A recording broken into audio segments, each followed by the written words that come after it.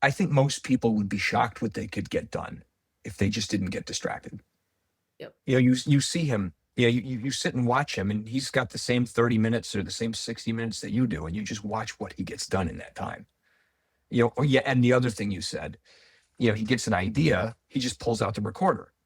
And in Kevin's case, he doesn't do it on his iPhone with the voice memo. That's, too much. He needs the physical touch. It's an old tape recorder that he has to go find these things. They're hard to find now, because he can just tactile. He knows right where the record switch is, boom, records it, and then he goes back over it later. So, yeah, that was some gold right there. So, for those of you who are always wondering, well, what do you do to get rich? These kinds of productivity hacks, getting more productivity out of yourself. So, yeah, thank you for that.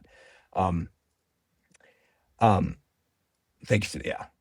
If you had to name the one principle that explains everything you saw Kevin do, what might it be? How might you encapsulate it?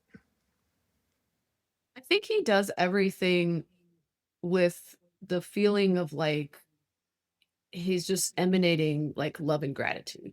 It's just, and I think this is where the Mm, peace mindset comes from, is that whether it seems like a challenging task or an irritating task that he might have to confront, he's still in that mode of operandus where it's like his being doesn't change.